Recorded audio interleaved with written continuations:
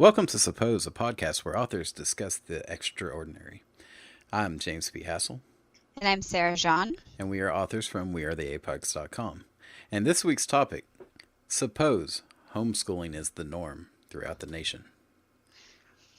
Yes, it's an interesting conundrum. What would happen then? It really is. It's, I think, so much good and so much bad, especially if we're talking about everyone.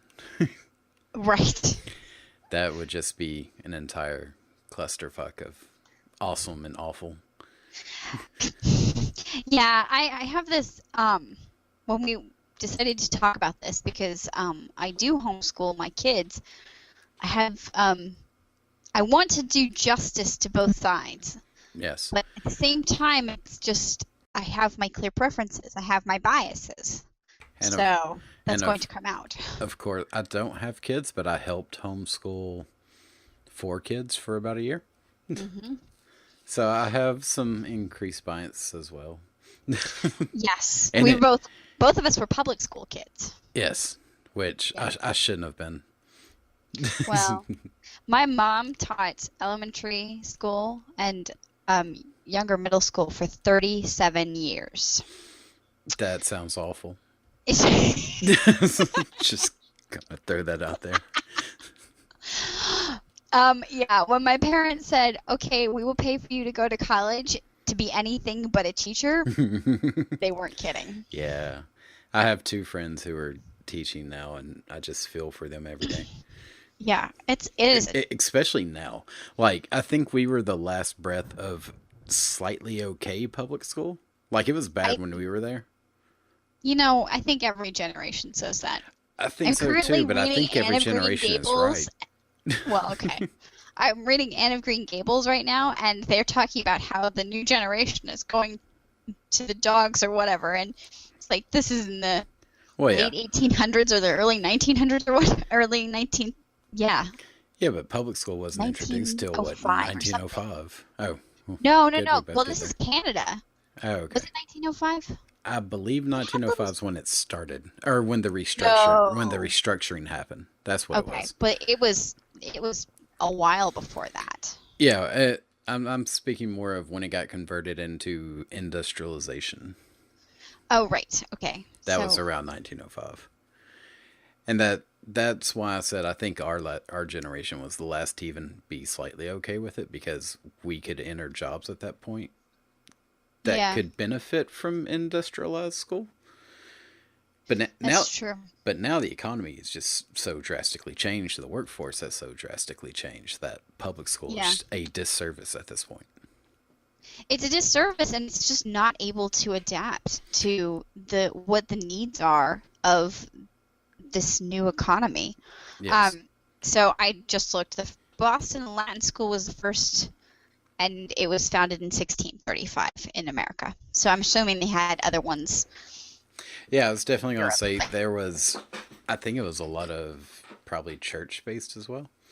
Yeah, And yeah, community based, like, but the change was early 1900s. I want to say 1905, okay. which sort of worked for World War II, post World War You II. know, I just thought about this. We really should go back and explain about the industrialization. So you had Yeah. it was the Rockefellers and who were the steel people? Oh, I don't Was remember their names. I remember the Rockefellers, and I almost said Bilderberg, but that's different. Vanderbilt? I No, don't know that it Bilderberg. was. Oh, Bilderberg. Okay, so Totally different thing. It's not the Bilderbergs. I know that. so um, a lot of money was infused into what was the public school system in Hmm. order to help create factory workers who could go into the factories and help with the industrialization. Hence the sitting in rows, hence the having bells to Hmm. go to do different things. They were training them from early on. And these things have just become tradition and have lost their intended purpose. And even going so far as the late 90s, where it was dress codes and name tags. Right. It's sort of adopted from industrial to corporatism. slightly. Mhm. Mhm. And now Yeah, we're just not in either of those anymore. we really aren't. And I mean, through this whole public school um, system, it merged from women in the 40s going into the factories, and then in the 50s and 60s beginning to work. Mm-hmm. And then you have all of these people flooding the workforce, which is partly what has started to drive down income, because there are so many workers. There's a It's supply and demand. It's supply and demand. I mean, yeah, so we've argued on incomes versus men versus women, but overall incomes have gone down because there are more workers than there used to be. well, incomes they haven't gone down so much as they have stagnated, I Okay. think. It completely got uncorrelated from productivity. Productivity's Right. done nothing but skyrocket. Mm-hmm.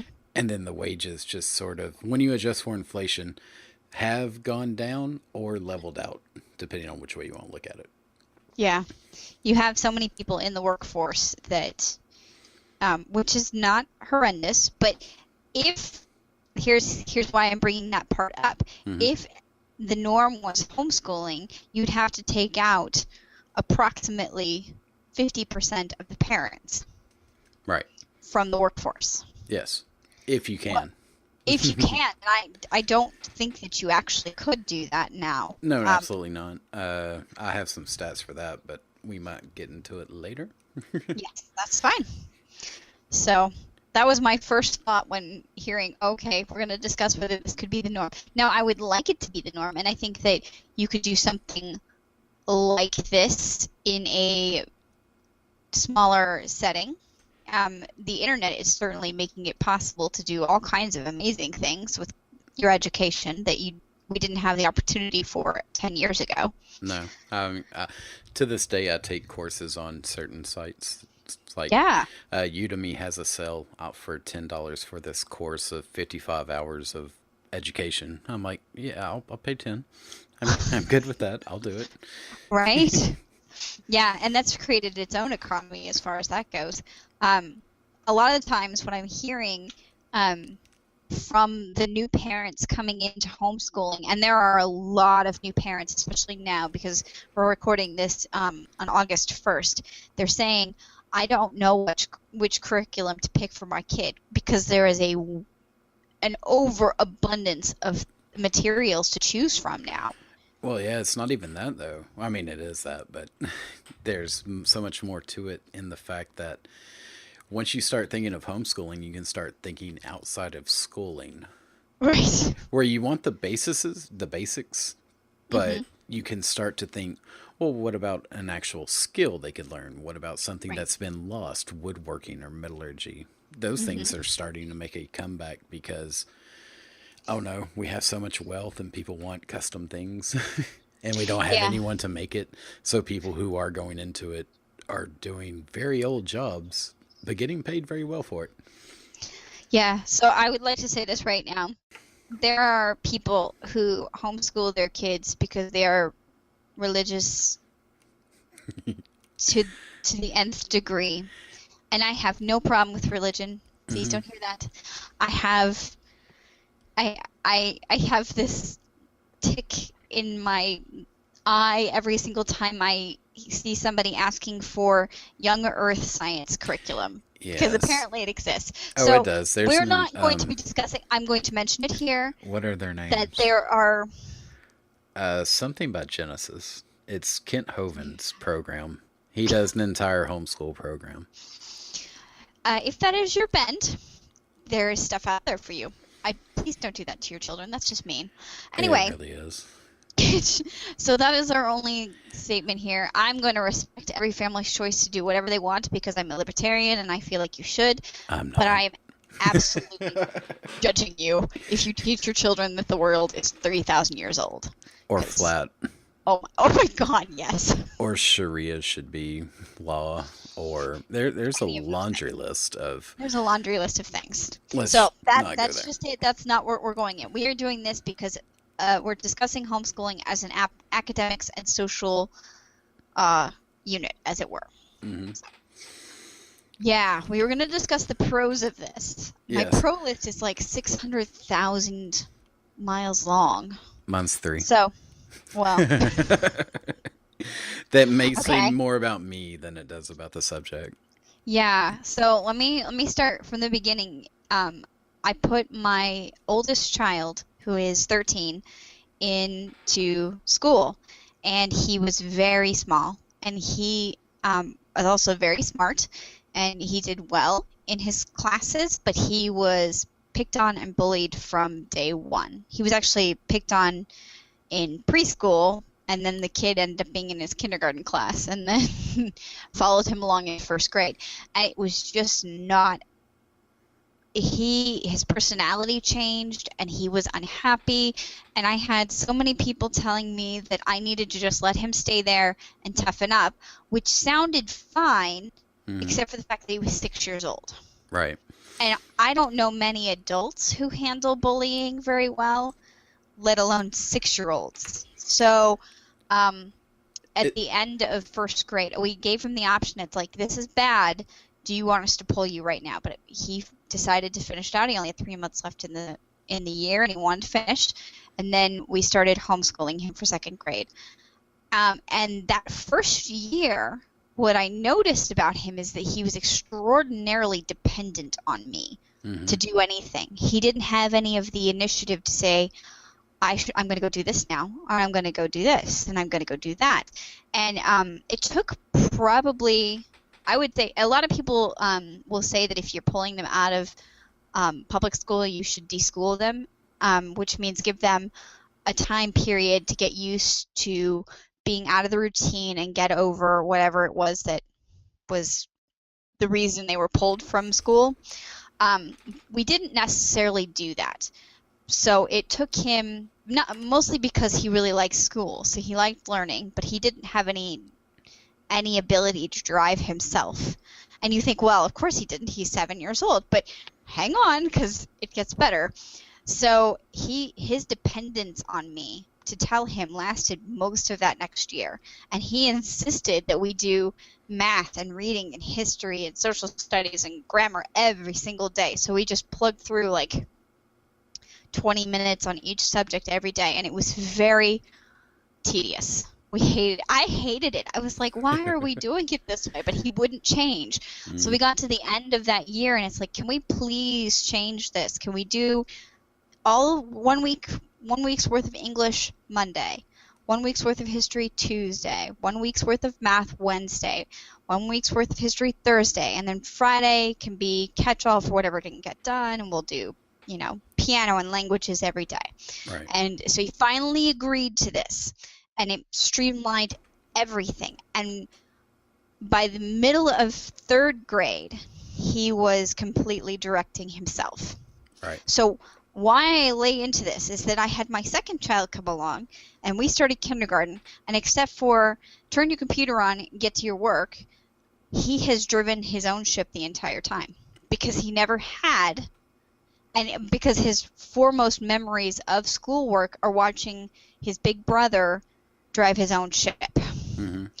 So, and my kids are bizarre. They are. I'm starting to figure out that they are not like a lot of other homeschooled kids. So, because they're gifted. However, the independence was paramount to me. My homeschooling goals are, I want them to learn how to teach themselves. Yes, which is, I can't enumerate exactly how valuable that skill is. Mm-hmm. Because I did that a lot on my own. My school experience was, I went to school, I ignored school, I went home and taught myself. I read the book and just did it then. Yeah. Which is why I said I should have been homeschooled. Yeah. But so now whenever I come to a problem, I Google it. Yeah. And yeah, I and you fix know it. how, and also, I mean, the other thing is finding credible sources. That's something that's very important to me, is when we know your source, Yes. make sure that it's a source you can trust. If you're going to read something that might be politicized or have biases, we focus a lot on where's this person's bias? Mm-hmm. Where's their orientation? And that doesn't make them wrong. It's that you need to know where they're standing when they're telling you their story. Yeah, you need in to, order to do it. you, In order to understand it correctly. in a writer's kind of terms, it'd be you need to know the story, you need to know the meta story. Yes. Yes. And being able to distinguish that, it just helps with reality. And then I see my friends' kids and they ask me for help with the problem. And I'm like, why can't you just look this up? Go find it. And have ownership. yes.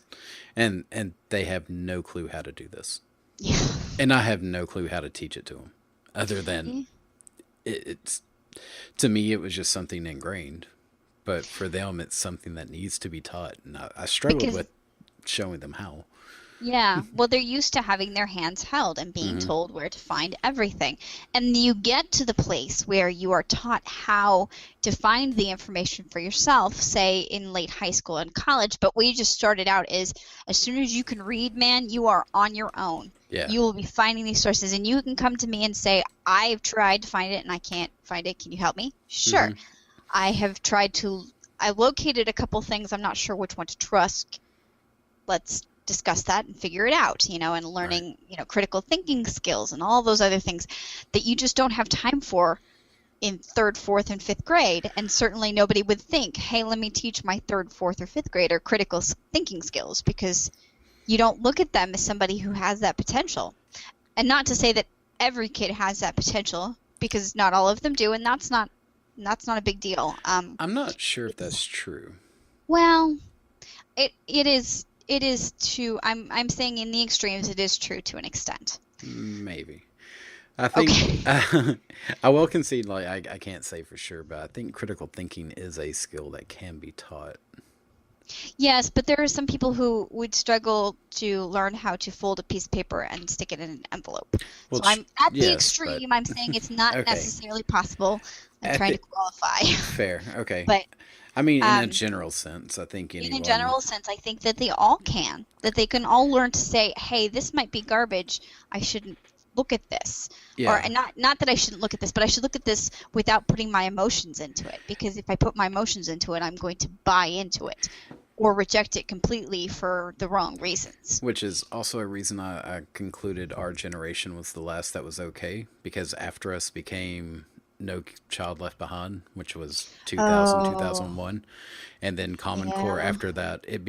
We got the last dose of here's sort of how to critically think, and then directly after us was okay, here's how to pass the test. Yeah. And that is true. I didn't think about that. Well, I was in a group of kids that was experimented on and taught not phonics, but memorization. So I didn't learn to read until I was close to 9. So they were already experimenting. But my mom, as a teacher, could teach me how to read. Yeah. So it was okay. I was reading before preschool. So. Right. I didn't read. One of the first big books that I read was Jurassic Park. And I read that when I was 10. So I mean, I did not read early. It was just I had to figure it out. So, but okay. So another pro is that a lot of times you have a kid who has gotten up at 7 and they've had to have breakfast and their parents are yelling at them to eat breakfast, and then their parent is yelling at them to get their clothes on, and their parent is yelling at them, did they remember their permission slip, and then their parent is yelling at them that the bus is there and they need to get out right now. And then that kid goes to school for 9 hours. And then maybe they have an extracurricular activity, and then they get home, and then they have to eat dinner, and they have to do their homework, which is also fraught with unbelievable tension. The number of people I see posting about the tiers of homework is just heartbreaking. And you have all of that pressure, and then your kid goes to bed, and the only time that a parent has with their kid is spent yelling at them to get their stuff done. Yes. And that's just awful. It is. That is not even kind of what my day is like. And I know there are people who cannot and should not and do not want to get along with their kids, and that's okay. But my day starts with me staggering out of bed between 8:30 and 9 if I'm really being lazy. But usually it's like 8:15. And I get out and I'm like, turn the TV off, go get started on schoolwork. and they'll have already eaten breakfast and let the chickens out, and they're just sitting there watching TV, and they get to watch TV until I wake up. Right. And then they go and they do their schoolwork without anything from me because we've trained them to do so. And they make themselves lunch and they do their own laundry and they can help with cleaning. And then they're done by the time their friends get home from school, and then they can go play. Right. If the friends can go play, because they have If homework. the friends can go play, yeah. Yes. And if not, they get to play. They get to play. They get to go out anytime they're like, I am tired of being in the house. I'm going to go sit outside on the swing and swing for a while, or I'm going to go run around. They can go do that. They can go ride their bikes. They can go outside. And we've set aside Fridays now to be field trips out into nature. And so we only work 4 days a week. Mm-hmm. And then they get to go, we're going to go and explore the world around us. And that's going to be so much fun. This is the first time that this is the first year in like several years of homeschooling. I've been at this for, it's in 8th grade, 6 years. So this will be the first year that I'm doing this, but we've already started it and it's been awesome. So I'm looking forward to that. And Yeah. I mean, I don't have many times of yelling at them. I have a teenager and he is awesome. Mm-hmm. And I love him and I think he's great and we have a good relationship and I'm close to my kids. My kids talk to me when something's wrong. I would not trade that for the world. That means everything to me.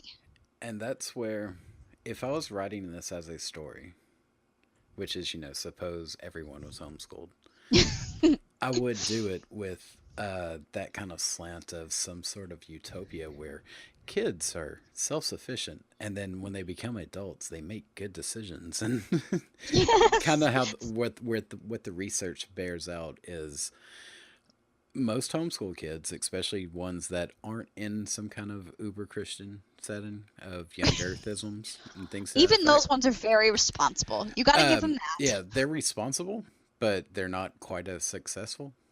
Well, depends on what they're going into. That's what I was about to say. I was addendum to that in any kind of STEM study or research. Right. Or, But they wouldn't self-select that way anyway. no, but I would make it so, because that's been the nagging problem of the country for the past how many years is the youth is getting to college and then the parents are calling colleges about their grades. And then they get out of college and they can't find a job, and then when they do, they reject that job because it's not the job they wanted. And it's like, oh my, what are y'all doing? Yes. So, my 13-year-old is exceptional, and he has placed into college. So he starts college in a few weeks, and I say that, and I still think, what the hell? But Yeah, it's still I mean, like I have I have friends whose kids are like major athletes and are doing beautifully in that, and everybody has their own thing, and he is he's ready for this now. Yeah. So it's his thing, and whatever, he gets to do his thing. And he's only going to be taking one class, and it's at a local college, so I get to drop him off and pick him up from class every day, and it'll be okay. I keep telling myself it'll be fine. But, I mean... It is going to be fun, but you have to admit that you're going to have to say the sentence, I have to drop my kid off at college at some point. Oh my gosh. Which is I'm proud weird. of him. Yeah. I'm very proud of him because he worked his ass off for this. Yeah. He did it. He worked his butt off. And partly he worked his butt off to be able to say to his friends, hey, I'm going to college now. Ha ha ha. Because he's just, he can be a little snot like that sometimes. But, well, you're kind of allowed at that point, I think. Yeah, I guess you are allowed to. But what the college said to me was, this is an adult place and your child is going to be responsible for himself. And it's like, yes, he is. And then I realized what I'm saying. I'm like, yeah. Oh, yes, he is. And I mean, that's fine. But at the same time, it's like, well. Yeah. I mean, it's so far removed from the norm, except it is your norm. It's my norm. But it's no one else's norm because, kids are supposed to be babies until they're 18, even though none of them are. Well, I used to think that this is this is my own bias. It's like everybody could go to college early if they were homeschooled.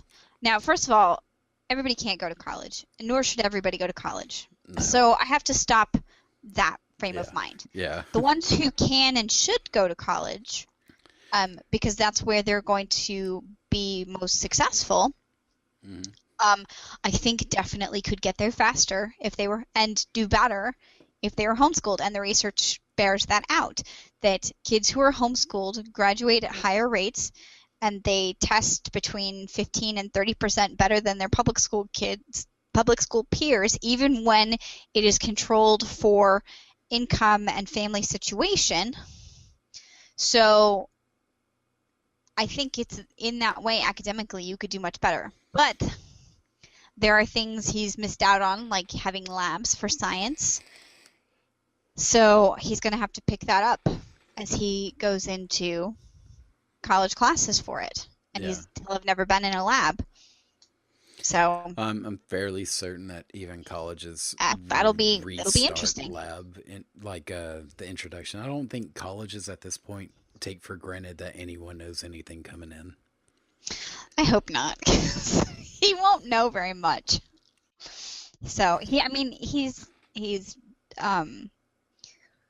only a senior. He's only starting his senior year in science. Mm. So he's only a senior in high school in science. Yeah. So this year is going to be geology, and we went to Yellowstone, so I'm considering that the mother of all labs. Pretty much, yeah.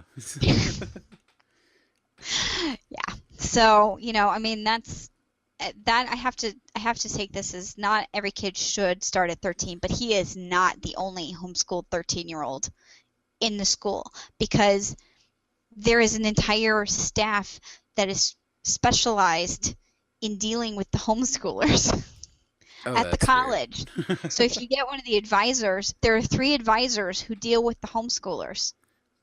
And so if you get one of the other advisors, they don't know what they're doing. So you have to make sure you're talking to one of the right advisors.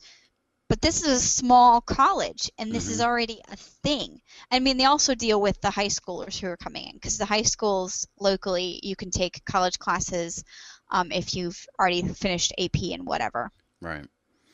So, yeah, so that it's a thing. And all of the Ivy League schools try desperately to get the homeschoolers. They recruit them because they're independent learners. They're independent, and they score in top percentiles, which looks good for the school, even though the school is doing nothing at that point. Let's face it. If you're an Ivy League school and you're recruiting kids to test better, it's not because you're the better school. It's because you got the better kids. Right. Yes. Mm-hmm. Yeah, it's we haven't really gone into the cons of anything. We'll get there, I promise. So another thing is that I have 3 sons, and my middle child in particular, this came into play. So my middle child's 9 years old, and he like 7 or something. I think he told me he was 7, and I think he told me he was going to go make antimatter in the basement, which I fully encouraged. And it's like, how do you know what antimatter is? That's worth I had so no much idea. money. How do you know what this is? Yeah.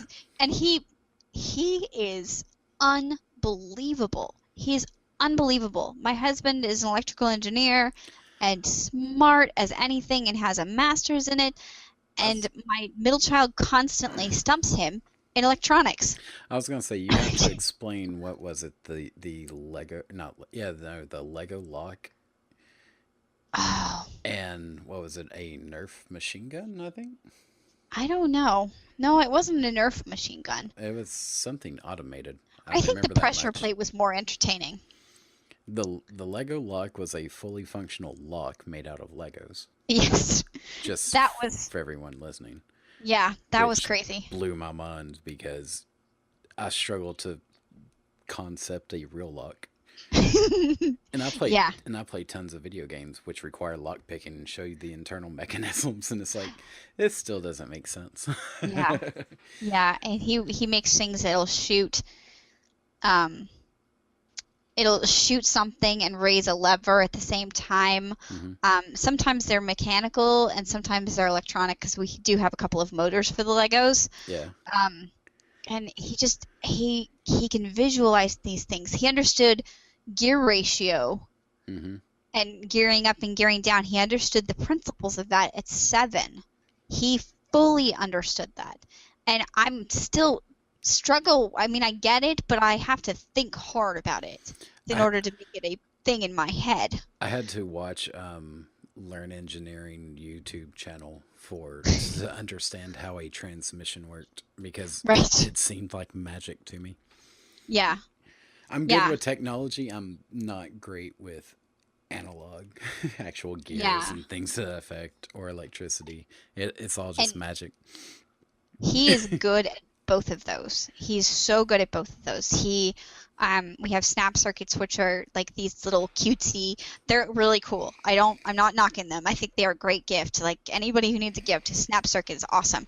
But you have the snap circuit that is a board, and you work on the board. Well, Mm-hmm. he found wires and wired the board to a pressure plate, which was made out of cardboard and aluminum foil, and the wires go in it and it's sandwiched together.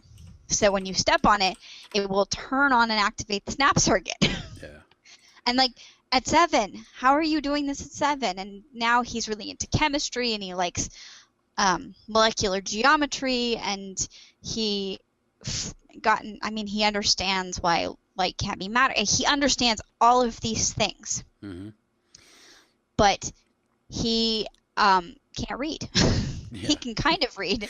That's the hilarious part. He can't read. Yeah.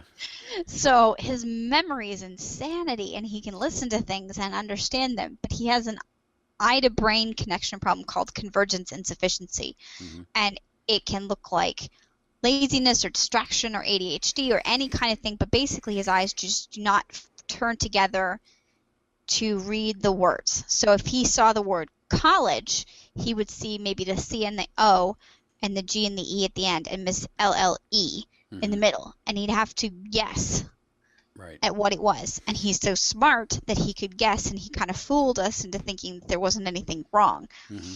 So he's just now getting to the place where he can do this. And what would have happened if he'd been in school? Maybe we would have picked up on the reading thing a little earlier than 9. That's a possibility. I don't know But if maybe, it is. I mean, yeah, it is but in the I realm would of have all had possibility. Yeah. But he was so, he was electrocuting himself constantly because he wouldn't leave the plugs alone. And even if we had like the little plastic protector plugs in there, he could like pry them out when he was 4 and 5 and just electrocute himself because he wanted to play with the outlets. And we now have all of our outlets are installed so they all have the safety feature built in, and you cannot do that anymore. Right. So, however, at the time they didn't have those. So, he was very difficult to manage, but he was only driving me nuts at home. Yeah.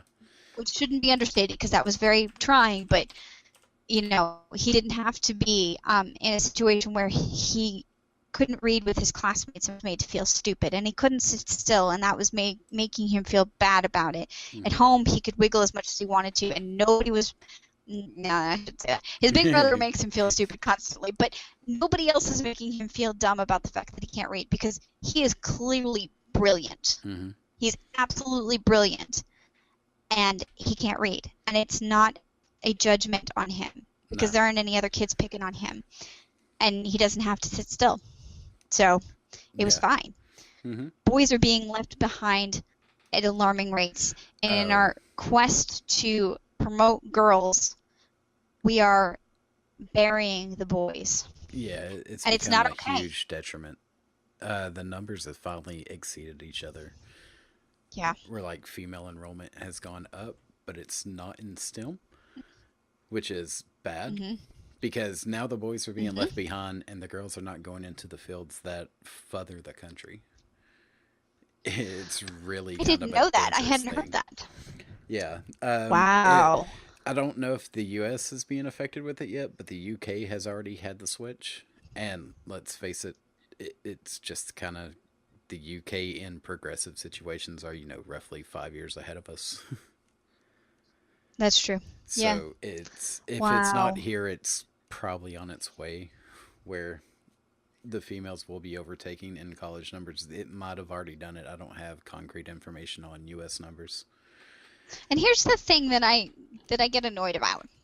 That I have women friends who are engineers and they are great at it and good for them. Hmm. They have the personality, the temperament for it, and that is where they're passionate. But Yeah. forcing girls to enjoy STEM when they clearly don't, or forcing them to play that way Hmm. when their biology does not point them that way, and I get this drives me crazy. Yeah. If you do any kind of research on this, girls like to play with dolls. Hmm. I love math. It's I even love in spatial. And I it's love Legos. But I played like house with the Legos. it's That's not what I even did. it's not even human. This translates into chimps. Does Where it? yeah, I believe so. I could be called out on Okay. being wrong, but I remember reading research where the girls would go for the dolls and the boys would still go for the truck when Yeah. introduced to human toys. Even the biological sense of chimpanzees, they would still genderize Yeah. You themselves without any socialization to, you know, blame it. There's yeah. no normality there. It's just toys, but it goes to I think faces for females. Females Hmm. like faces. So Oh, dolls I have a think I remember face, that. hmm Yeah. and where boys just Yes. like things that do stuff. That do stuff. Yeah, Yes. And you cannot make rules for the exceptional. I think it was Jordan Peterson, one of his lectures said that. yeah, But you can't make rules for the exceptional, and there will always be people who are going to do those things. And there's nothing wrong with this. That's what drives me crazy. There's nothing wrong with little girls wanting to play with a doll. yeah. There's just not. And there's nothing wrong with a little girl wanting to play with a doll as much as there's nothing wrong with a little boy who wants to play with a doll. Yeah, exactly. We Uh, have them. yeah. We have these dolls in my house just in case anybody wants to play with them. Hmm. The boys tend to just ignore the dolls. Yeah. They will play with the kitchen set, though. They like that. Right. But the dolls end up getting dragged around by the hair if they get dragged around at all, and they're always naked. Hmm. There's Yeah. never any clothes anywhere. Like. And the little girls who come over to play, they then fix the doll up. They Mhm. just gravitate to them. They fix them up, and they do their hair, and they want to get them dressed. And then the boys are back to using them as hostages. So, Right. okay then. So, because Hmm. that's, I mean, there's only boys around here, except my neighbor has boys but one girl, and she was the littlest, and they used her as a hostage constantly because, as my oldest told me, she was useless otherwise.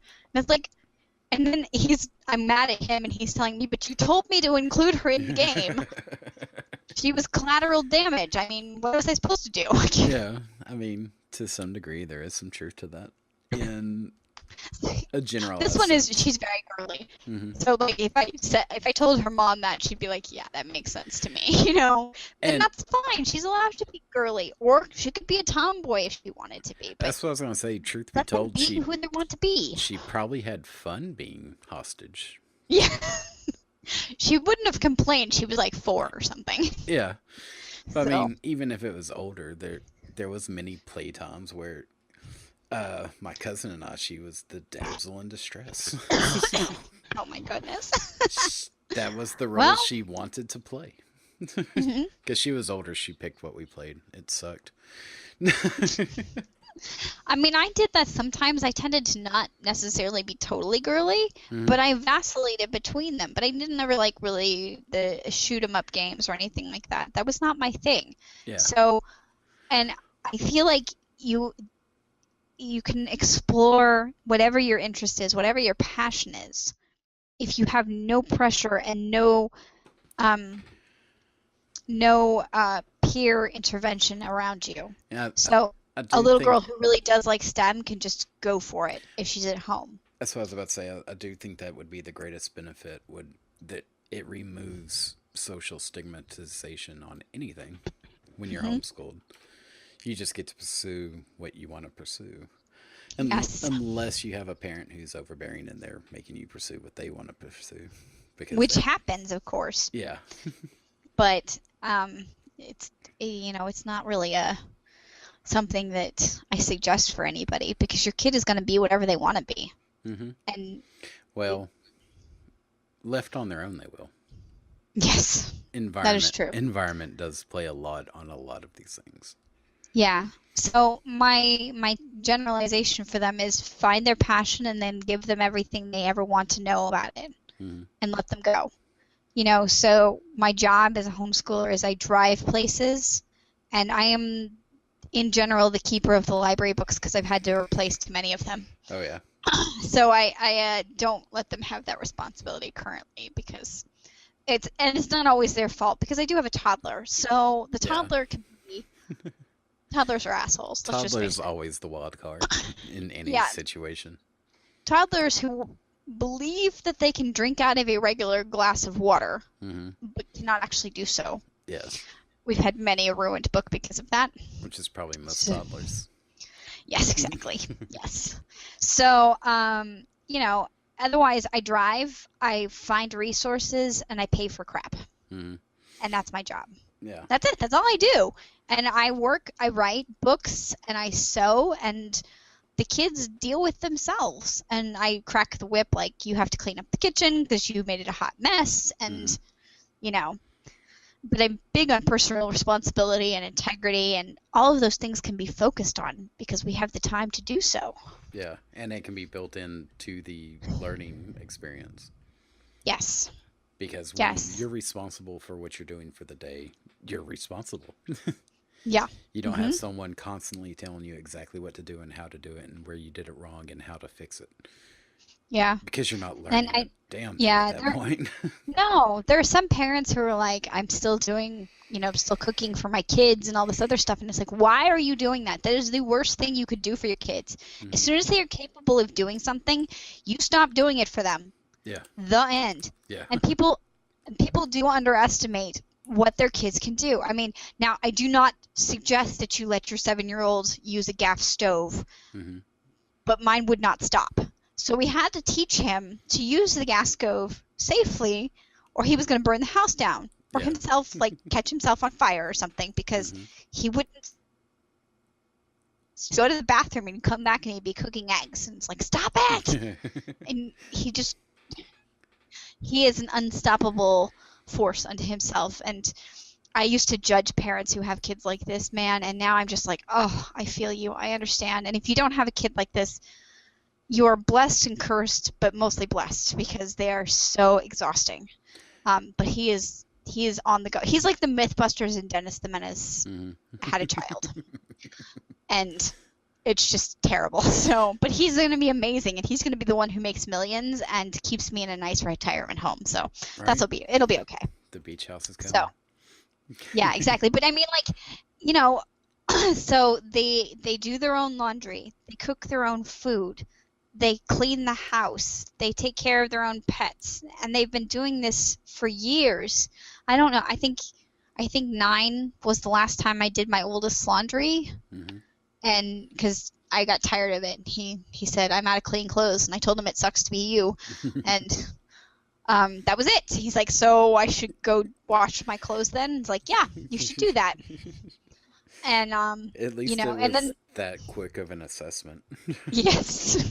Well, he knows me well enough to know that that's going to be a thing. And if he walked around in dirty clothes, he'd catch hell for that. So, but then the middle one, because he's going to be like that, decided that at 7 he was going to wash his own clothes, even though he was way too short to do so.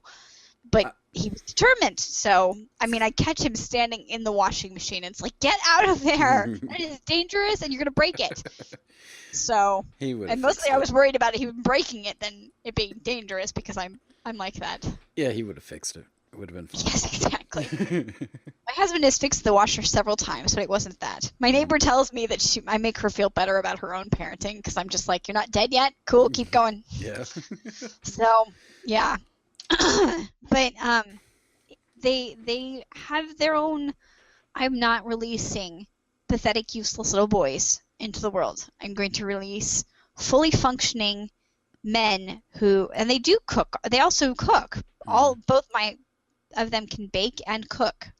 So good on them. And we eat weird. So, they learn to cook things like we had eggplant parmesan tonight and they made it. Mm-hmm. And my husband and I were doing other things. He was building a wall and I was sewing. So Yeah. that's the way it goes. Mm-hmm. They have time to do that kind of stuff. If your kid is in public school, they are gone all day, and then they have extracurricular activities, and then they are getting home and they have to do homework. And some of them have to cheat in order to keep up with their homework. I've heard that. I can believe it, but because I don't think they were lying to me when they told me they had to cheat in order to keep up. But Yeah. these kids at church are telling me we have to cheat. We can't get our A's unless we cheat. And it's like, well, then you didn't learn anything. No. They didn't. Why are you doing that? You're cheating yourself out of your education. Your A is not worth that. Yeah, but that's all the school cares about. Therefore, why should they care about anything else? And it kind of feels like maybe that's what the parents care about without knowing what they're doing. Mm-hmm. I don't know that they understand that, hey, you're putting this pressure on your kid, and your kid is not actually going to know how to conjugate verbs in Latin. Yeah. They're just going to know how to sneak a look at the person next to them Mm-hmm.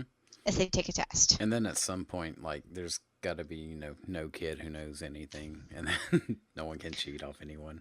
Yes. And just everyone fails. No, there's always that one who's so smart and can do it. Yeah. There's always well, that yeah. one. That Alright. one who ruins the curve for everybody else.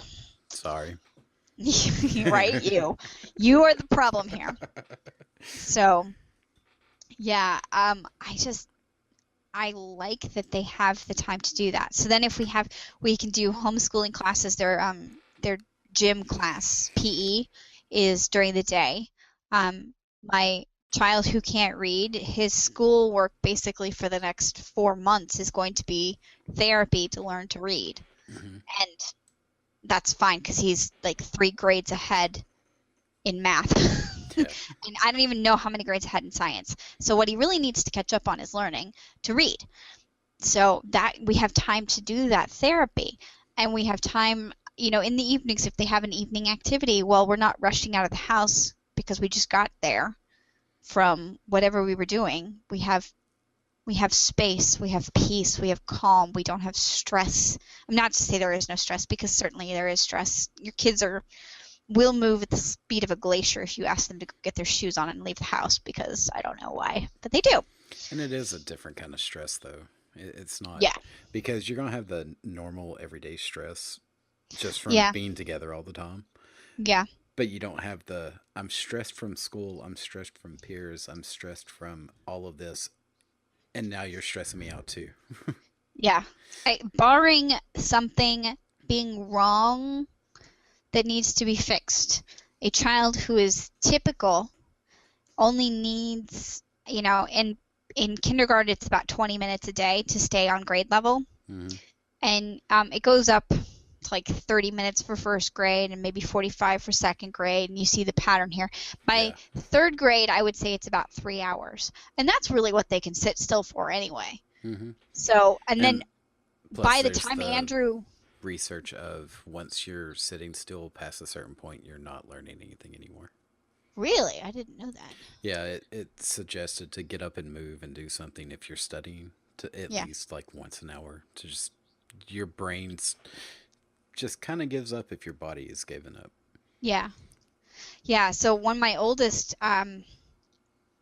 was in like probably 4th grade, he was working at 4 hours, and he basically sticks to about 4 hours a day on average for 4 days a week, depending on what he's doing. So if he's going to read an entire novel in a day and then write a book report about it, which he does on a regular basis, that'll take him 6 or 7 hours. I can't read. But there's fast. It's crazy. I crazy. started reading early, but I cannot read fast. I visualize way too much. He is insanity, and he remembers. It's insane. I mean, I can't even. I just can't even. So whatever, it doesn't matter. So sometimes, but he went grades ahead at 4 hours a day. Now, granted, he's not like other kids, and fine. Everybody's got to work at their own pace, but it does not take 9 hours a day to get through everything. The schooling is extraordinarily inefficient, and it would be because it's this big hulking system that has to go through different steps for the day, and they have to account for the people who are behind and the people who are ahead and everybody who's in the middle, and keep them all moving along in this giant hulking monstrous ship. Yeah. But it's also something else. Okay. It's also daycare. Okay, fair enough.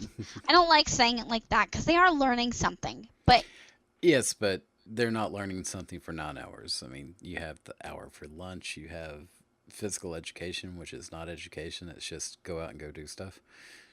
that's important. Play learning It- is extraordinarily important. Play learning Everybody who is tells good. everybody who's like, my kid has just turned 2, what should I do for school with them? I'm like, mic drop. Yeah. Here we go. Let me tell you what you should do. You should let them play, and then you should let them play.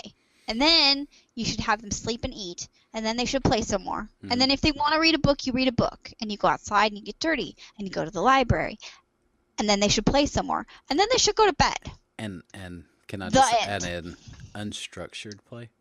Unstructured play. You do not need to be involved with their play. No, no, no. Stay out of it. Yes. Yeah, all these parents who are like, I need to play with my kid and I hate playing with them. It's like, don't. Yeah. Do not play with them. You're making them You bad. are stopping their learning process. You are hindering them. Stop. That drives me bananas, but it's always a first-time parent thing. And it's like, okay, I remember being a first-time parent and being insane, so I get it. Yeah. People, here is my general rule for when to start with school. If it's the first kid, they always start at like 2 or 3 because you're dumb. And by the second kid, you're like, all right, we can start at 5. And by the third kid, you've forgotten to do anything with them until they're 7. And by then, PBS Kids has taught them how to read. So it's all good. And then you just let the fourth one be feral. And they'll do whatever they want. And it'll be all right. Yeah. Because, oh my gosh. But no, you just don't need to do that. They don't start in, is it Sweden? I think it's Sweden. Maybe it's Switzerland. They start school at 7 and they have just as good of outcomes, if not better. You don't need to push so early. It's better. It's better. It's a lot better than what we do. Yeah. I mean, just on test score wise, they're outperforming us, especially the school systems where they start later and do less, like have 4-hour days. The schools do better than we do. Now they are a homogenized group. It's a small country. They can have more individualization. They have, I'm not making a case.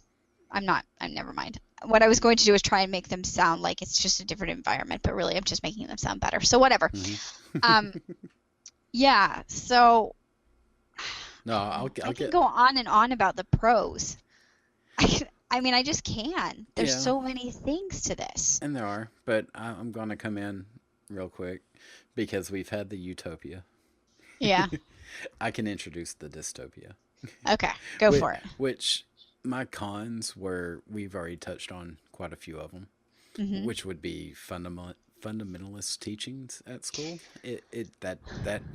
That hurt homeschooling so bad at the beginning because that's the only people I knew who homeschooled people. I think it's still hurting. I think it is. I think it's the major impression because like the Duggars are so big on TV that's really all that anybody ever saw. Yeah. And that's unfortunate. I mean, not that there's anything, like whatever. Yeah. I really am. Your family, you go do whatever the hell you want to. But I'm not. I know. However, we'll agree to disagree on that one. I mostly am until it comes to that. I don't know, something, it just rubs me the wrong way where it's like you're hurting your kid at that point. Yeah. They're not actively hurting them though. They're not hitting them or whatever. Hurting. No, but you're hurting your child's future at that point. I mean, and as a society, we do kind of look after children more often than anyone else. Well, I would like to point out that if their kids' aspirations really are to be, say, a fireman, which is an awesome job, or a welder, or a car salesman, or something like that, then their education was just fine. Yeah. And that's not, they don't necessarily, not everybody needs to go into STEM, or not everybody needs to be a doctor. They don't, but...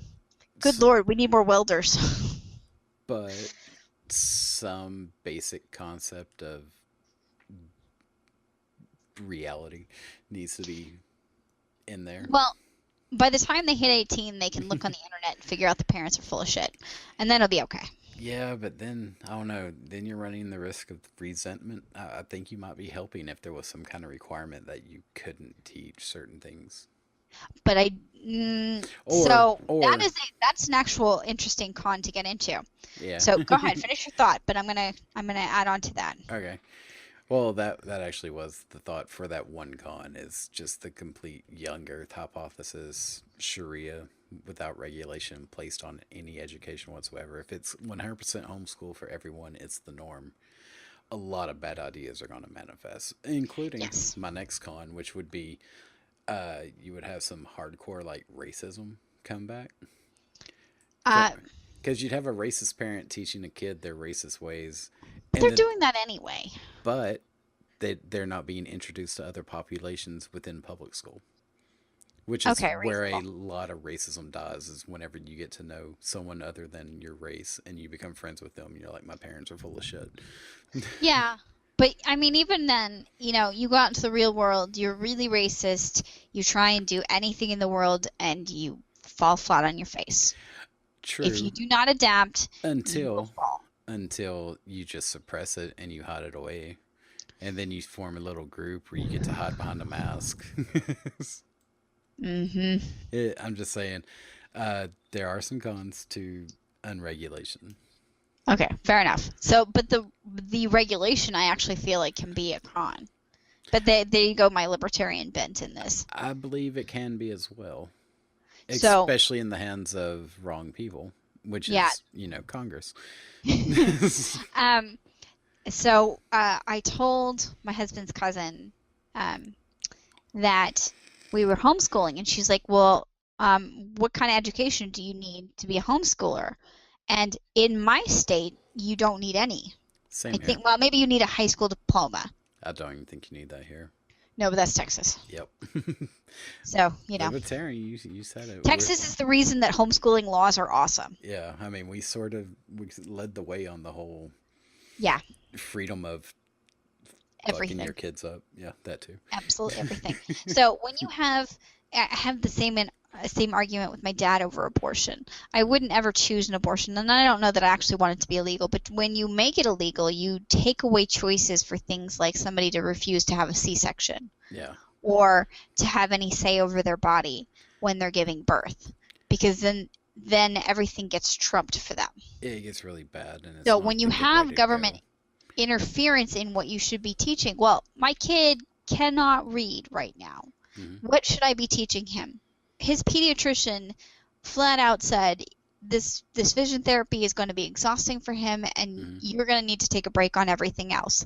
And Yeah. basically it was like, you cannot do everything else. Mhm. He needs this to be his main focus. And it's like, all right, that's fine, we can do that.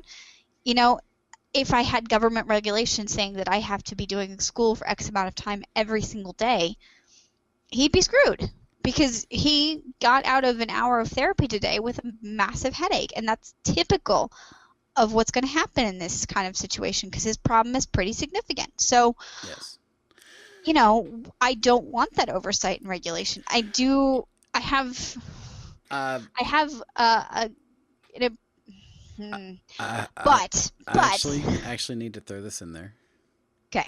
I may be wrong now that I think about it, which I apologize for, because there kind of is a regulation in the fact that the entire point of school is to pass either with a diploma or a GED. Hmm. So the regulation is there. You have to pass that. You have to know what's on that test Yeah. in order to get the desired effect. I don't know if that is a thing in this state. I think that you can, I mean, as far as I know, the parents just created a diploma. I had this bizarre conversation Mm. with the secretary at the college. I was like, here's his transcript, because they required me to submit a transcript. It's a check the box thing. Hmm. And I gave it to him in an envelope that was not sealed, and he's like, we don't accept transcripts that are not sealed. I was like, you don't understand. I literally made this on my computer last night and printed it out at home and stuck it in an envelope. Yeah. He's like, but we don't accept ones that are not sealed. And I was like, Give me okay, 2 seconds. I'll go seal it. you don't understand. I made it up. Uh huh. I made it up. It's not anything. I made this up, and he could not understand that. So, I mean, there's, it whatever. If you are not smart enough now to get into college, you still take SATs. Hmm. So if you don't pass your SATs well, you're not going to do well in school. I mean, Okay. you may Well. not necessarily. If you're not going to, if you don't do well in your SATs, you may not do well in school. But the SATs are required by and large, or ACT. I don't remember what it is now. Yeah. So I he think has it's to take changed those again. things in order to prove that Hmm. he can manage. So whatever the transcript says, that matters more. So Okay, but when you're looking for the job as a salesman or welder or whatever, mhm, and they're saying high school diploma required or equivalent, you yeah, still have to have your GED. yeah, you still go get that GED and you're fine. Yeah. And that's your piece of paper that says, "Hey, I did this. Which is the It was a thing. I regulation I did would it." want. Yep. So it's I already in mean, you don't. place. So I brought up a dumb thing. Yeah, I don't know that it. I don't. I mean, if you're never going to go get a job, or that is not your ambition. Your ambition is, hey, I want to go get married and have babies and Hmm. keep going. Then whatever. If you don't do it, you don't do it. Who cares? Yeah. Well, at that point, if that's your ambition, then you don't need the homeschool to begin with. Well, Uh, you uh, kind of you need to know enough. I was gonna say apart from general things and what you're interested in. Yeah. Or you can be like me and you're like, okay, well, I want to educate smart kids so Hmm. that they can pick whatever they want to do. Yeah. And, I have a college degree that I rarely use. Hmm. I mean, except for the fact that I am helping my kids learn to do this themselves. Yeah. And my degree didn't really help me do that. It Hmm. just, I learned how to sew in college, one of Yeah. my artsy fartsy classes. And that's actually my job. I didn't need a degree for it, though. Yeah. So, I mean, being a seamstress, you don't Hmm. necessarily need a degree for that. And No. it's a great job. And, people who hem pants get paid lots of money for that. Hmm. And I understand why, because it's a big pain in the ass. It is. So, yeah, I mean, there are regulations, but if you want to get anywhere, do anything, you need to have the GED. So, Mhm. or your parents can create an equivalency for you. But I mean, if you get into a job and you're completely useless, you're going to get fired, and that'll be it anyway.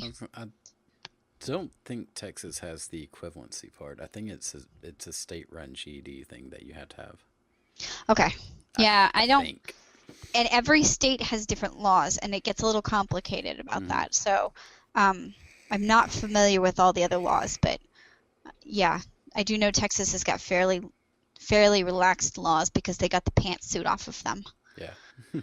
So that was the first lawsuit that went through and was awesome.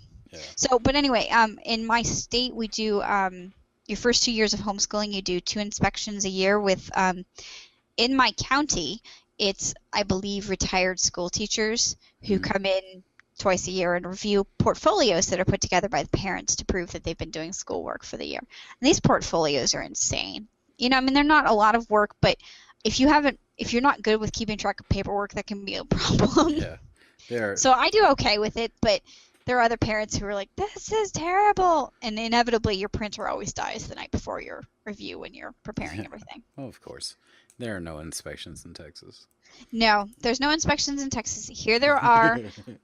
They are, they will get after you if you don't have certain things. I'm a little miffed about the whole thing because my kid's college class does not count towards homeschooling. That's weird.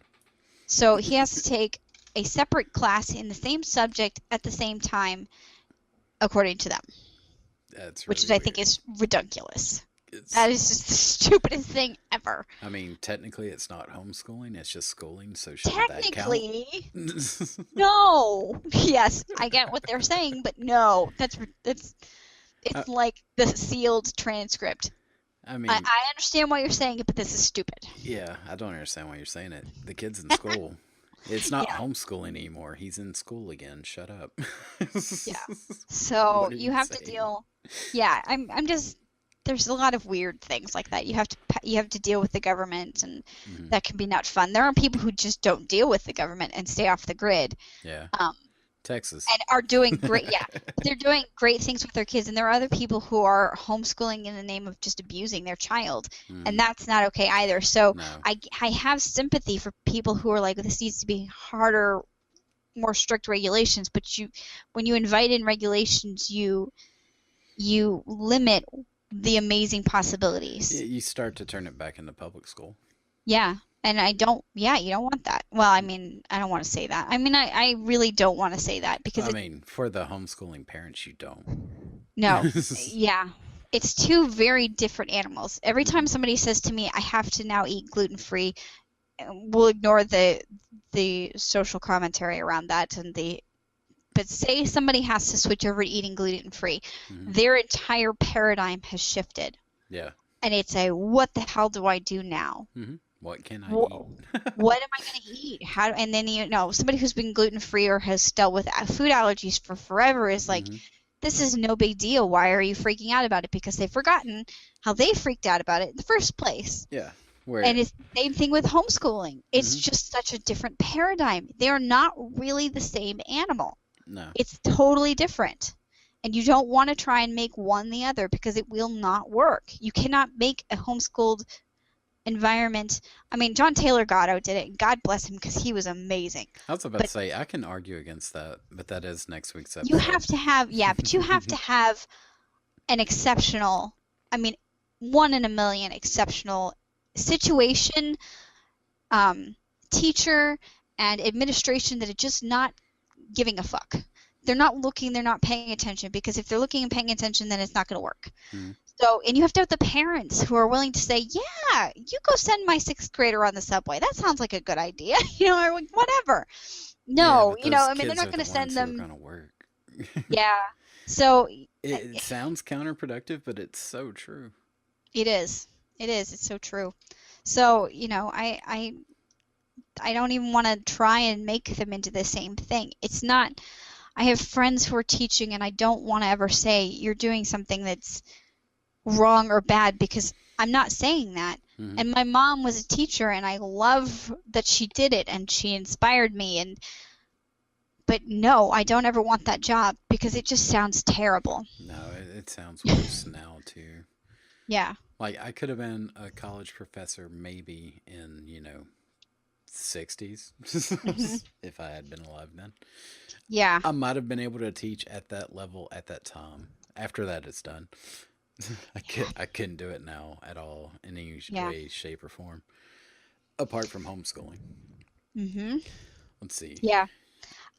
Um. Another con I had. Hmm. So, not all children will benefit from an open structure. No. And then they'll just be aimless without it. Some people absolutely will be. They need a rigid structure in order to do well. There are some parents who are doing amazing things with their kids who have special needs at Mm-hmm. home, but there are a lot of other parents. Special needs children require 10, 20, 30 times the amount of energy Yes. as a typical child. And putting your kid in school so that they can get therapy in the school setting and you can get a break is not wrong. No, not at all. It's not wrong. It's exhausting. Mm-hmm. I mean, and it takes a very unique, special kind of person who can homeschool their special needs child well at home and be all of those different kinds of therapists that Yeah. kid needs. And I don't even mean special needs kids. I mean, there's just some kids who need structure. Yeah. Who? Yeah, and there are parents who can provide that kind of structure. Mm-hmm. I am not one of them. Yeah, it's not every parent. No. I So, mean, I don't even want to do it. I don't want to do any of that kind of stuff. I don't want to hold their hand mm-hmm. and keep them in line and sit them at the kitchen table and have them doing all of this stuff while I stand over them. Yeah. That sounds like the seventh circle of hell to me. Mm-hmm. No. And thank God my kids can do it. If I ever have one that doesn't do that, man, that would be awful. It'd be really interesting to do some kind of population statistic on personality type and which school type is better for them. Yeah, So that would be an interesting yeah. Because it could be a 80-20 type thing where 80% need some kind of public school and 20% will really excel at not doing that ever. Yeah. I imagine that the conscientious ones would just do their schoolwork and be done with it. Pretty much. That's a possibility. Like they will excel, they'll do their work, then go play and have very happy lives. Hmm. While some kids will just fight it. Yeah, and they will. Mm-hmm. And they will. Some kids and their parents and their personalities just clash, Mm-hmm. and forcing them to stay together all day long is Mm-hmm. just mean. Yeah. No.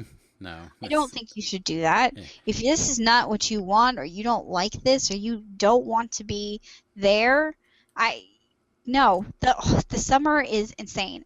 That's another rant I could get onto about how we should not have summer vacations We because. absolutely should not. It's But such a dumb idea. But my main objection is that the kids are so used to having a schedule and routine, and kids like schedule and routine, that when you break that routine for summer vacation, the kids go insane. And then the parents have to deal with the kids going insane. And that's just not fun for anybody. And if you had normal, like every few months you're going to have a week off, okay, great. Then you know this is coming, and nobody's going to be insane. Yeah. You're not breaking everybody's routine. And we have a routine in my house, but it's just a different kind of routine. Mm-hmm. And, like I said, I get up, I stumble out of bed in the morning, and it's like, go do your schoolwork, and then they go do it. And then they have lunch. And they work well with a routine of, their routine is basically meals. Yeah. We have hobbits around here. Mm. So they work on food. Yeah. But yeah, you're right. They shouldn't all be in a home environment because they just need that structure. And there are some parents who can do that. Mm-hmm. And good on them. And I had one final con, which we alluded to earlier. Mm-hmm. Single mothers Yes. not be able to provide educational support without governmental assistance to begin with. They do. What? They totally do. I know a lot of single moms who are homeschooling. And how's that working out? Yeah. So their kids are going to a daycare Mm-hmm. during the time that mom is working, or mom works from home. And then they do schoolwork when she's off of work. Okay, but Or what about... she assigns them educational things, and while they're at the daycare, they get their work done by themselves. And what about single mothers who cannot afford daycare? Yeah. Or well, work 2 jobs? Okay. I should say that I know several exceptional, amazing women who make this work. Yeah. Especially, and I mean, I think this actually needs to be said. There's been several black women who have sons who are being screwed over by the system. Yes. Especially where I live, this is a big problem. And they don't want their kids getting into the gangs. So they're pulling them out and they're making these sacrifices in order to make this work. Mm-hmm. And sometimes, grandma is around and grandma can be at the house with them or whatever, but they're making this work because they know that they want to give their kids a better foundation than the peer groups that they would get in a school setting. Yeah, but it's not talking about outliers. We're talking about, like, the norm. Yes. So the norm being, no, it could not happen. And if it did, you would have to throw in some kind of governmental assistance to provide daycare or education or both. Well, they already are, right? I mean, that's what you said, that homeschooling was a daycare. Well, that was my point, was I think single motherhood is already too incentivized to begin with. Where the governmental assistance comes in. I think that men have just been allowed to be babies for too long, and they don't step up. I have studies that show it's the other way around. Really? Yeah. Dagnabbit. I'm sure that there are studies who will prove my point, though, too. I don't know. I haven't seen any. It's the men do become babies, but it's because it's been allowed by the women. Yes. Okay, fair enough. I can go with that. Yeah. When you put it that way, that makes sense to me. Mm-hmm. But yeah, men need to step up and take responsibility, and women need to let them. And they need to feel like they can let them. And government needs to back off and say your one kid isn't going to get you a paycheck. Yeah. I'm not saying cut it immediately all at once. I'm saying something needs to be done to lessen the safety net there. Not to get rid of the safety net. That's a dumb idea. Yes. But there's a difference between a safety net and an incentive. Yes, you're right. You are right. I know the economics are there. I'm things like food stamps I don't ever want to get rid of, like Yeah. ever. No. And food banks, I don't ever want those to go away. No.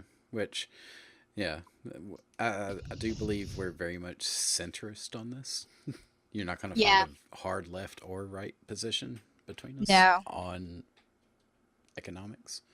Probably No, I most don't think things, so. truth be told. But yeah, I think some modification needs to be made there. And if homeschool was the norm, I think it would increase the incentive of single parenthood in a way. Not to say it would be glamorous or anything, but just the fact that there would be more benefit to it. Well, it would be so let's say that it is the norm, but you still have public schools. Mm-hmm. That means you possibly have and there was no incentive or support in order to homeschool if you're a single parent. Right. So if you can't afford it, you can't do it. Let's make it elitist like that. Well, it is elitist right now, like that right now. Yeah, it is. Well, in a way, it's not exactly elitist. It Yeah. sort of is. It's a circumstantial elitism. It is. I mean, I can stay home because my spouse earns enough money, Yeah. but certainly a lot of my extras are paid for by the fact that I work at home. Mm-hmm. And my jobs are important to keeping our family going. Not critical, but important. So, it should be stated that I understand that I'm in a privileged position. Mm-hmm. So let's say that it is this elitist thing. You have all of these kids who don't have a second parent, who have a stressed out first parent, who maybe don't have a male role model if they need one, and that's so critical Mm-hmm. for kids. Not absolutely crucial in that nobody will be able to survive if they don't have a father in their life, but it's really important. Mm-hmm. And you have all of those kids together in a classroom. What is that going to be like? Probably like school is now. Just saying. Yeah, all right, fair enough. And not to mention that we mentioned the male role model that is kind of it's a little essential. It's not absolutely essential, but it's really good to have. Every study shows that. Yeah. And then you have nothing but female teachers now. We do have nothing but female teachers, and if we got rid of our homeschooling became the norm, you get rid of all of those people who had employment. Mm-hmm. Now, of course, they go on and they train a lot of them have their own children, so they go to training their own children. Yeah. I don't know. I feel like that this would be an interesting tank of the economy. You could also have a headway into tutorship, though. That's true, because you'd Because- have teachers who are specialized in some things Mhm. who would be, yeah. And they could do either in-house tutoring or online, just Mhm. depending on how it was. You could create a new economy for education, which is already happening. Yeah, As it you is said. already happening. You absolutely, if you're not paying attention to this, you're missing the boat. Mhm. This is happening, and if I had any time, money, or technical know-how, or let's be fair, my electronics didn't just blow up to spite me, Mhm. I would totally be jumping on this bandwagon. But I Yeah. just don't, I don't want to actually get rich, so Mm-hmm. it's okay. Oh, and I'm going to argue against my own point now, Okay. because All it's right. always fun. So, if it were to become the norm, then I could argue that for 20 years the government should provide the assistance to these families to be able to homeschool their kids, Mm-hmm. just for the fact that 20 years after the fact we'd have a generation who could boom the economy and we wouldn't have to worry about the governmental assistance as much. Yeah. But it's only if the parents are actually capable of doing the teaching Well, yeah. that would be needed. Yeah.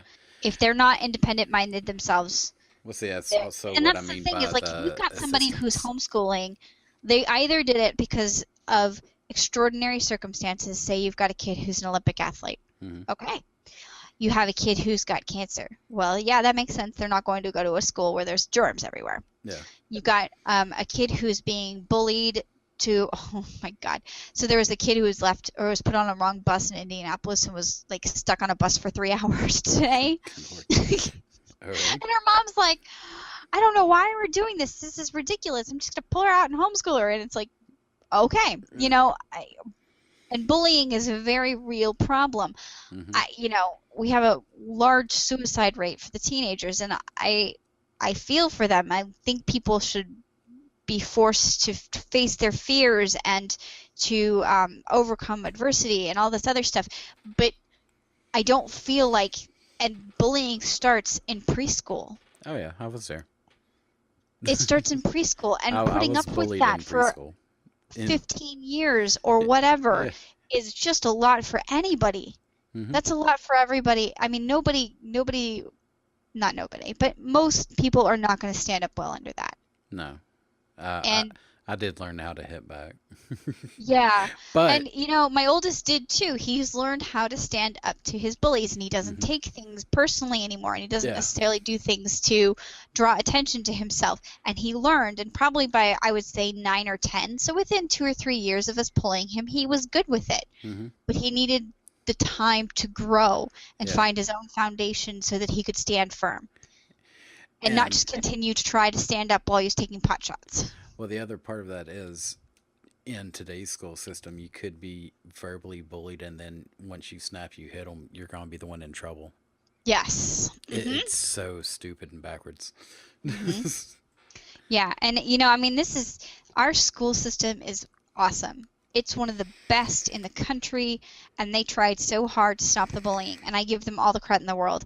But they had to stick an aide on the bus to keep my son safe, Oh, and it was, my it, school it system is one of the worst in the state. yeah, We spend the least amount of money per kid yeah, throughout Texas.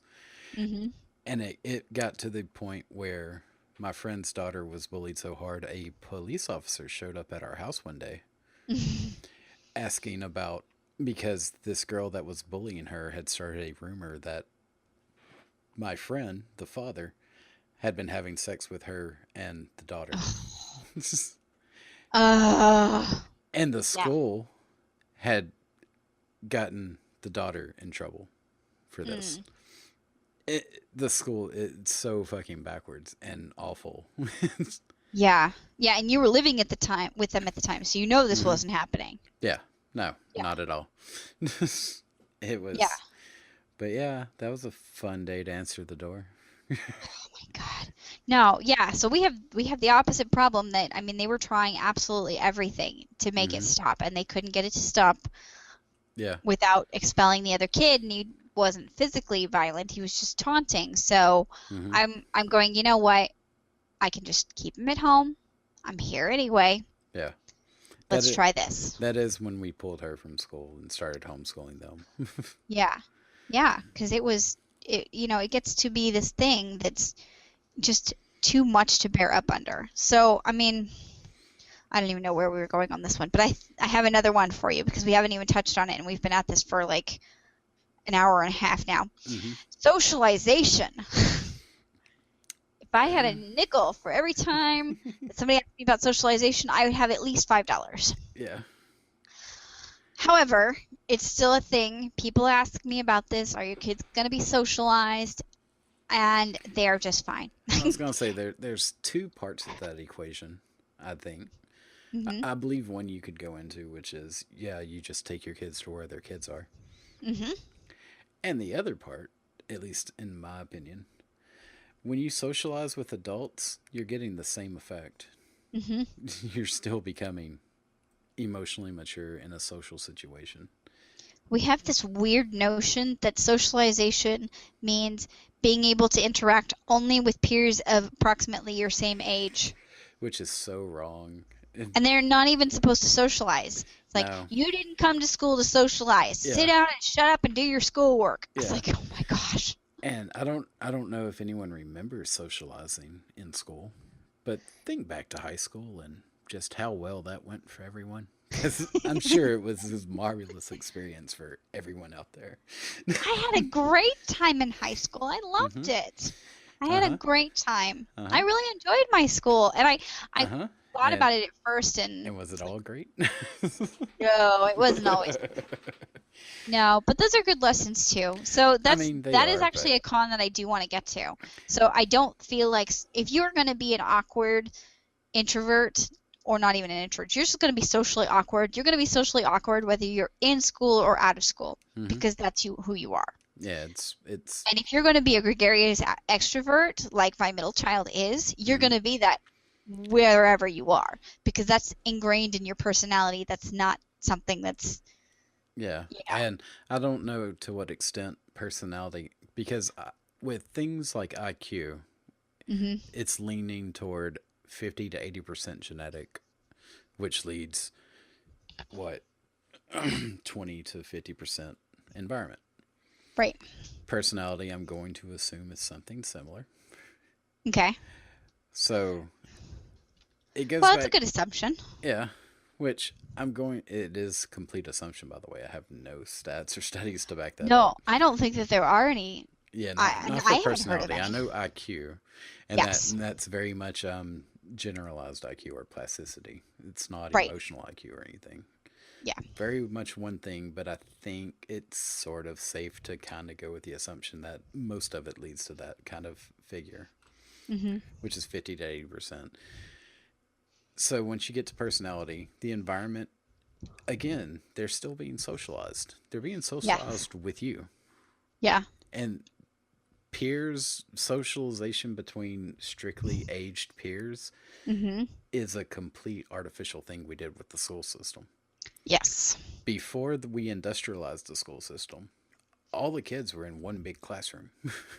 And before that, you were in the community. And yes, you did go and you played with all the other kids who were of various ages. Yes. But you were in the community. And if you were in front of Mrs. Smith and you did something stupid, Mrs. Smith would be the one to smack you on the back of the head and then tell your mother. Yep.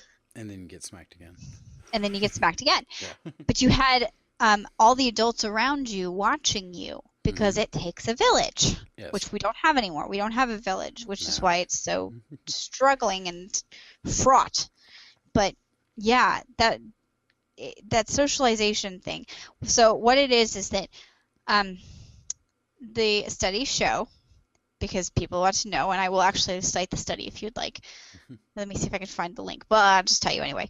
So you can find all of this on the Homeschool Defense League's website.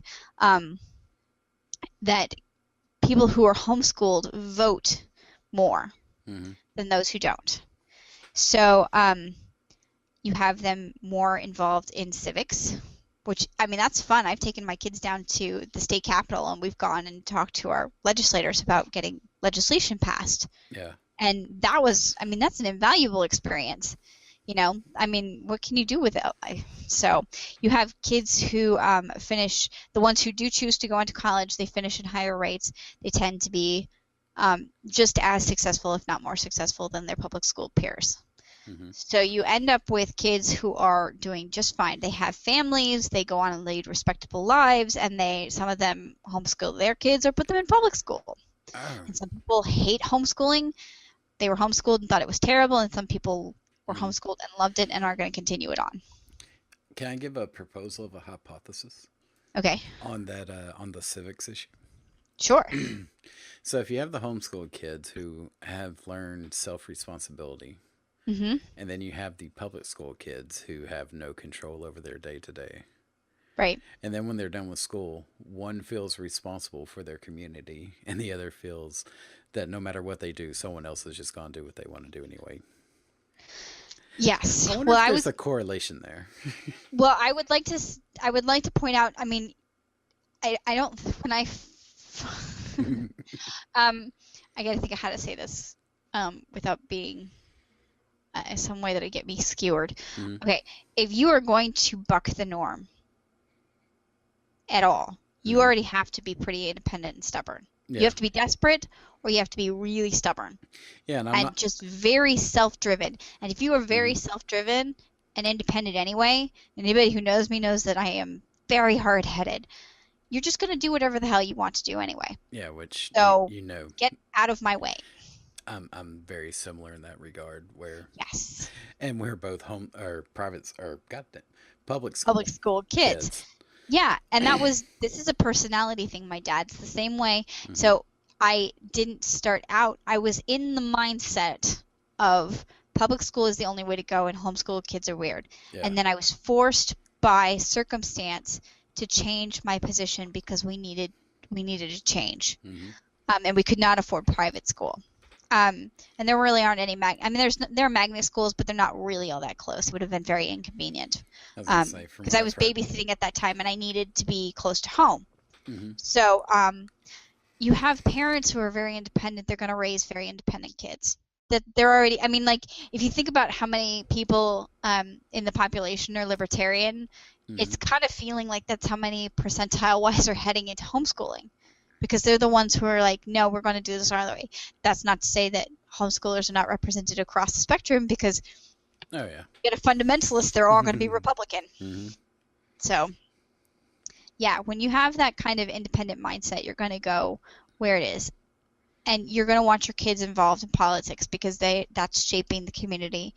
And, so we have these opportunities to volunteer and to do all these amazing things because my kids are home and we have the time to do it. And that makes sense to me. It's not stressful. It's like, let's go give back to the community and let's teach you some valuable lessons in the meantime.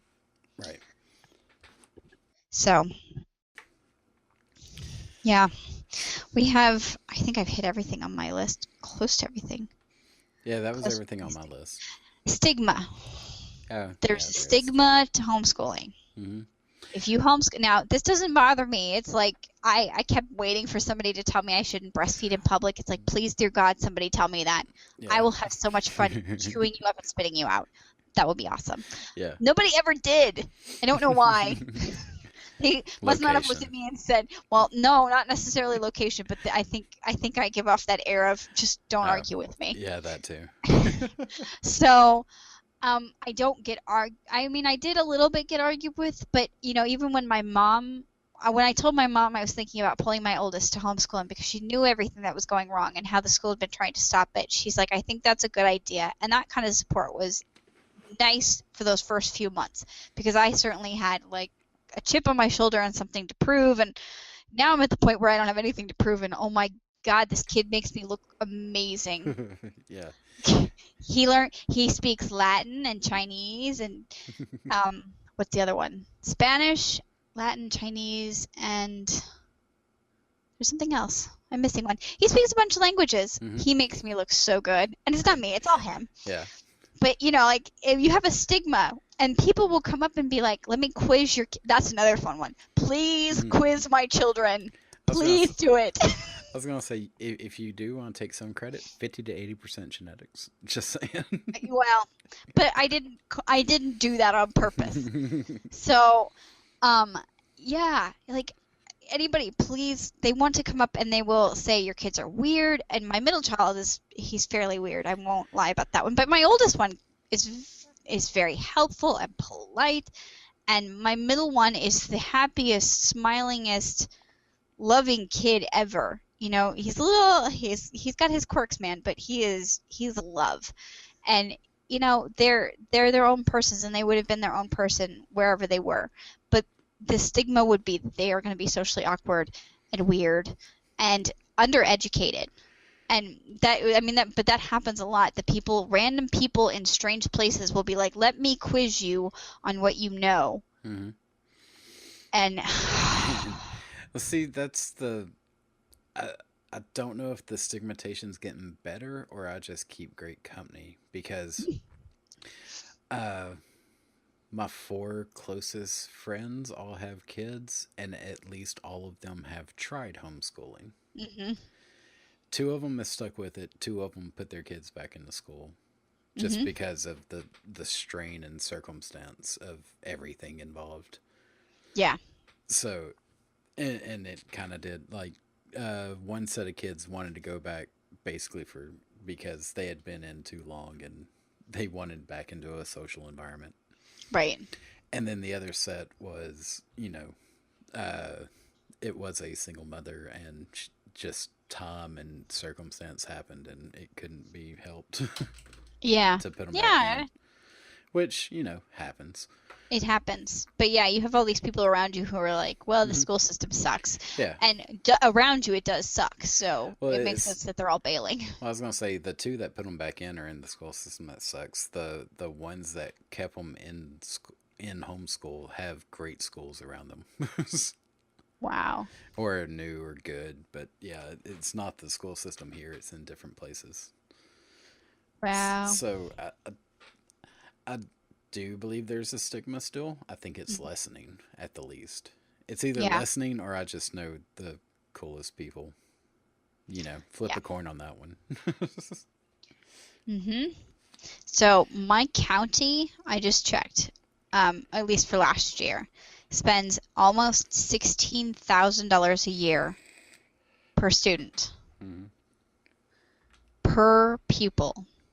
So my three kids every year that my youngest is not in school yet, but when he's in school, so my three kids, it'll be 40. Oh my God. 15, 30, 45, 46, $48,000 a year Hmm. that's not being spent. Yeah. It's too late. I can't math this late. $48,000. And I spend, I don't know. I mean, all told, probably including the extras and their lessons and whatever, Hmm. like 3,000.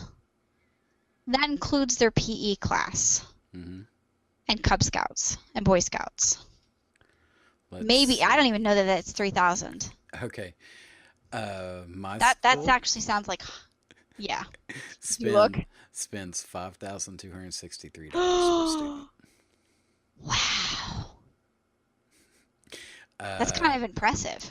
the recent data school readiness C 65% do not meet third grade reading standards. Transition to high school 10% must repeat the ninth grade. High school success C 6.1% dropout. Transition to college D plus 56.8 of high school graduates don't enroll into Texas colleges. And college success C plus 50.4% don't graduate from college from here. Wow. That's crazy. Yeah, I was not lying about the we spend the least and get the results. Seriously. It's so bad here. Wow. I'm flummoxed. Yeah, especially after you said 16,000. I was like, wow. So Yeah. so my friends dropping out their four kids for a year equaled about one One. and a little bit Yeah. of the other one for you. Oh my God. Well, I mean, my two kids together is 32,000 a Hmm. year. So yeah. Mhm. So yeah, Oh my once you goodness. add them all up and they're 29,000 Jeez. for four. It's Wow. yeah, it's pathetic. Yeah. This is why either I became a homeschool advocate was these kind of numbers Mhm. for my region of the Yeah. state and country. It's That's a joke. I hadn't actually looked up that number. I knew it was bad. I didn't know it was that bad. I um I can't. I was trying to find it really quick, but I can't find anything. So U.S. News and World Report is the only thing I can find that says that my school district is in the top 7% of high schools nationwide. Hmm. So, Yeah. but that's the system I bailed from. Hmm. And I bailed from it. I mean, not for, but I stayed bailed from it because my middle child would have been absolutely failed. And every Yeah. single one of my teacher friends who works in this county says he would have been failed Yeah, he would have. because he would have been labeled as stupid and as a problem child, and it would have been because he couldn't have been able to keep up. Hmm. So, special circumstances. My oldest child would have been just fine. Yeah. But I stayed out because I want my kid to actually learn I was gonna. Latin and not have to cheat. I was gonna say though, but your oldest would have been just fine within the school system, but he wouldn't be in college right now He wouldn't be. at all. No, I mean, yeah, I guess he would have been held back. That is true. He would have been held back from his actual potential. And there are things to say that the person who succeeds the most is just the person who gets there first. Hmm.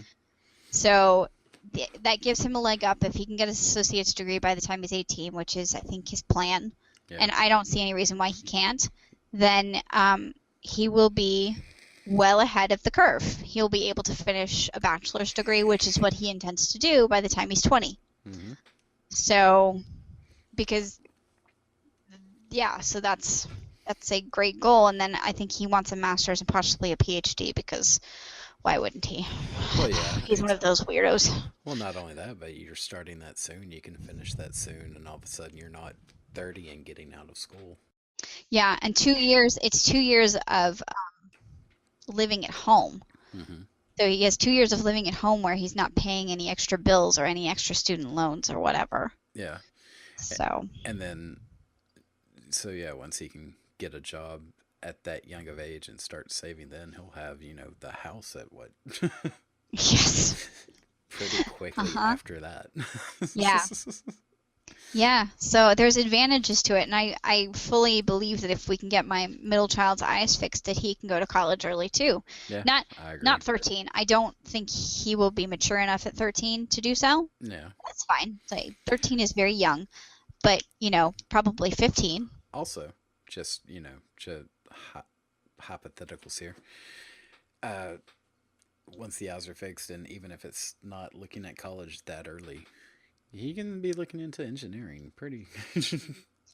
Yeah. He'll have time to project, and he will. And let's face it, projects at that kind of level become income at pretty quickly after. They do. Yeah. He is going to be crazy. I can't wait to see what he does with himself. Yeah. That's what everybody around us is saying. I can't wait to see what he does with himself. It'll be very entertaining. So,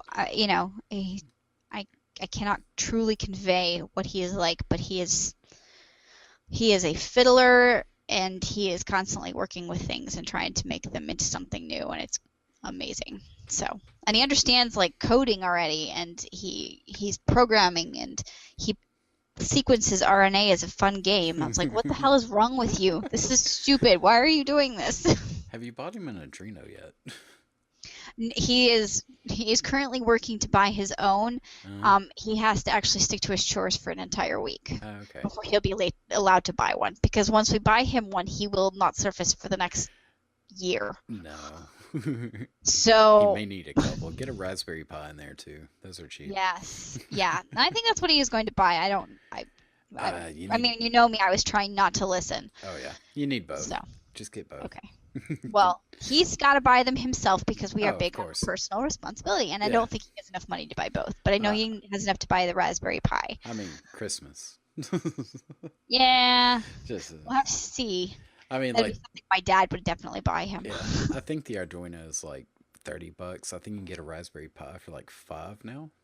Okay. Or you can get a better one for $30. We have an Arduino. It runs the solar heating tanks for the radiant heating system that my husband put in, and my middle child has been helping to program it. Yeah. So, yeah, middle's already working on that one, but he's not allowed to do anything else with it because it's needed to keep the temperatures in the tanks regulated properly. Yeah, it's kind of needed to be there. Yeah. But yeah. So don't fiddle with this unless it's I don't know. The whole thing is correct. But I think that any kid, letting them learn how they want to learn what they want to learn. Somebody's like, well, what are you supposed to teach them in third grade? And it's like, what did you learn in third grade? And she's like, hell if I know. And it's like, that's right. Yeah. All the things that you learned in third grade were useless to you. What you need to know is how to add and how to read. You need the basics of math, and you need the basics of reading and writing, and everything else around that can be tailor-made to fit. And you do need rudimentary history just so that you're not ignorant. And to understand how the world goes around you. And, there are other things too, but everything else around that, you can pick what it is you want to learn and when you want to learn it. So if your kid wants to spend 2.5 years on the Civil War and drag you to every effing battlefield within 5 states, then you do that. And it sucks, but you do that. Because that's where their passion is. And you think, I don't want to go to Antietam again. Please don't make me. But you go anyway because that's what their love is. And okay. And you let them sit there and chatter with the park rangers for forever. And great. But you just follow their passion and you let them go, and your kids will do amazing things. And it's so amazing to see your kid love learning. It's just it's awe-inspiring. That's the part I do believe was lost in public school. Yeah. It's too much pressure. It's too much bullshit. Not just that, it's too much busy work. It is a job. You It's go a there job. 9 hours, you get 1 hour for lunch. They don't get an hour for lunch. There's like Sunday. 20 minutes here. Huh? It's crazy. That's weird. 20 minutes. It's insanity. Yeah, there's not an hour. They have too many other things to do. And that's how you get to be like not one of the best school districts in the country, by pushing. And Yeah, I don't. if it's your thing, great, go for it. It is not my thing. No, It is not what I want for my kids. I think it's becoming less of a thing for more people. Yeah. Which is great in my opinion. There needs to be a shift of some kind. We need enough people to bail on the public school system to force a change. Yeah. And then the change can come, and they can revamp it and make it good, and then all those people can go back to public school if they want to, and I still won't. Yeah. Because I don't like getting up and putting on pants every day, because that's hard. And I don't want to have to get my kids off to school every day. And I'm already going to have to do that. I have to go drive him to college, and that just sounds ridiculous. Like, why did I think this was a good idea? But it's what he wanted, so of course that's what we did, because it's a reasonable request. And Yeah. What else is he supposed to do for the next 5 years? I mean, he could do independent study, but at this point he'd be doing independent study at that level, and he might as well get credit for it. Yeah. So I understood the argument, but oh my God. Yeah, it is a little daunting, a little oh God, what was that stupid show called? Doogie Howser. Yes. It's a little Doogie Howser. Yes, he's not like that, thankfully, because No, that kind of brilliance is actually, I mean, he's really smart. Both my kids are really gifted, but they're not off the, well, I can't say that about the middle one, but by and large, they're not off the rails gifted. So they're not, because when you are that gifted, sometimes you are just really difficult to deal with, because your brain moves too fast, as you well know, because you are that gifted. It's not fun being in public school with that either. No.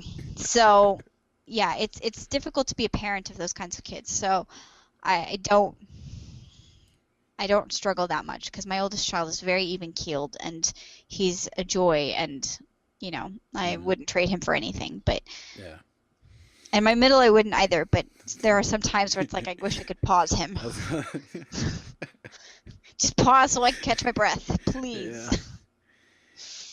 Yeah, considering, like, I'm fairly certain the middle child could out-talk me on certain subjects. Oh, yeah. It's a little... And I'm good with RNA, but I can't sequence it. No. The both of them like doing that game. They like sequencing RNA, which is something you can find online if you like look for a game for sequencing RNA in case your kid wants to play it. But you know, he just loves it. It's like a puzzle to him. Yeah. But you know, I mean, the two of them got into an argument over why light wasn't matter, and I didn't have a fucking clue what they were talking about. I was like, they're sitting in my room while I'm trying to ignore them and play on Facebook, and they're having an argument over why light can't be matter. Well, And I'm like, I photons have don't to. Oh. So I recorded it. I'm like pulled out my iPad and I went record, and then I put it on Facebook and I was like, please somebody tell me who's right so I can shut this argument up. Oh my God. Oh, that's a good argument to have. At least they're having the argument. I know it's They were annoying like- to you, but They were like 8 and 12 or something, 8 and 11. It's like, stop. This is ridiculous. no, that's completely good. And he the middle one was butchering the word quarks at the time. Mm-hmm. He had a really funny pronouncement, so I had to try not to laugh about it. I knew what he meant, but it's like, you're saying quarks wrong. Yeah. So So yeah, you're saying quarks. You understand what it is, but It's you're saying it wrong. that is a beautiful scene that should be in something because just the fact that they're arguing about quarks, but they still have that kid tendency of not saying things correctly. Right. It's such a great juxtaposition. It really is. Yeah. So anyway, I feel like my conclusion is that this is an amazing system for families that it'll work for. And for Yeah. the families it won't work for, they shouldn't feel any pressure to try it. And No. I turned out great, and I loved public school, and I don't think there's anything wrong with it, but I don't think it works for everybody. And I, if you have one of those kids, man, and you feel like they do better in homeschool, it might be worth trying to suck it up to make it happen. yeah. I think my viewpoint on it is homeschool if you can. That goes for everyone. If you can Right? do it and you have the ability to do it, please do it. You're Interesting. because if you have the ability and drive, you probably have a kid who will benefit from it. Okay. It's just a guess, but Hmm. probably. As for public school, I have major issues with public school, and I think the entire system needs to be changed. I do too, and I feel bad, and I feel like teachers bear the brunt when we say things like that, and I but just don't think that the teachers are the problem. I They're, absolutely do not blame the teachers. no. In So, any way, shape, or form. Well, all the teachers. yeah, I mean, obviously, there are always people. My Yeah. mom always said that the people who couldn't be teachers were promoted to be principals. Hmm. So, Which is and just as bad sometimes. it's just as bad, but it gets them out of the classroom where they can do more damage. Yeah, but then they're leading the. It's not a good system.